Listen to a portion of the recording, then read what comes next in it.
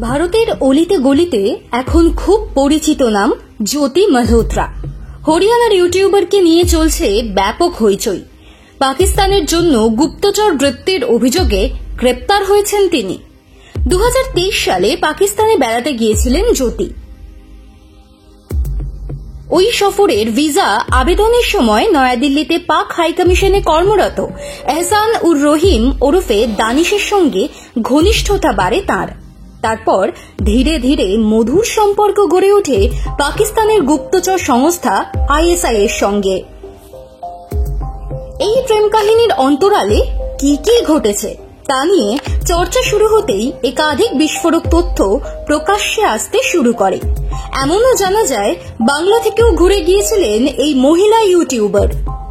সেই জ্যোতি কাণ্ডে যখন উত্তাল গোটা দেশ, তখনই CPIM এর ছাত্রনেতা সৃজন ভট্টাচার্যের সঙ্গে তার একটি ছবি রীতিমতো চাঞ্চল্য ছড়িয়েছে। ছবিতে দেখা যাচ্ছে জ্যোতির কাঁধে হাত দিয়ে পোজ দিয়েছেন সৃজন। এই ঘিরে অনেকেই আপত্তিকর মন্তব্য করেছেন। সমাজ মাধ্যমে এই ছবি ভাইরাল হতেই নজরে যায় বাম নেতা সৃজনের। সঙ্গে সঙ্গে কড়া পদক্ষেপ নিলেন তিনি। ওই ছবি কি সত্যি? খুলে বললেন সৃজন। ফেসবুকে একটি পোস্ট করে তিনি খোলসা করলেন পুরোটা।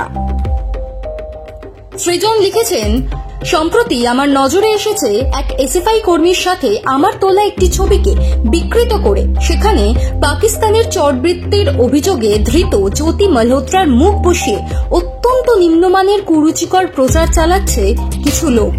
এই বিকৃত ছবিটি আমার দল ও আমার সম্মানহানি করেছে। বামপন্থী ও যুক্তিবাদীদের উপর আক্রমণ এই প্রথম নয়। যারা রাজনৈতিক প্রশ্নে আমাদের সাথে যুক্তি তর্কের লড়াইতে জিততে অক্ষম, তারাই এমন ঘৃণা ও বিদ্বেষের চাষ করে।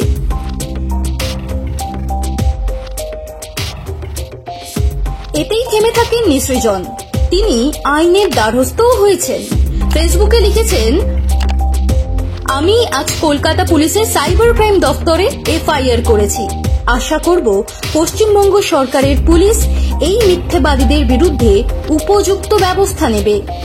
ভারত পাকিস্তান যুদ্ধের আবহে শান্তির বার্তা দিয়েছিল বামেরা, এর জন্য মিছিলও করেছিল লাল ঝান্ডা।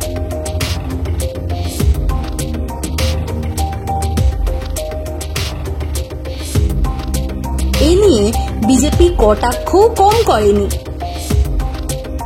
তারই মাঝে সৃজনের সাধারণ একটি ছবিকে যেভাবে বিকৃত করে ব্যবহার করা হয়েছে, তাতে কিন্তু বামেদের ক্ষোভ আরো বাড়ছে।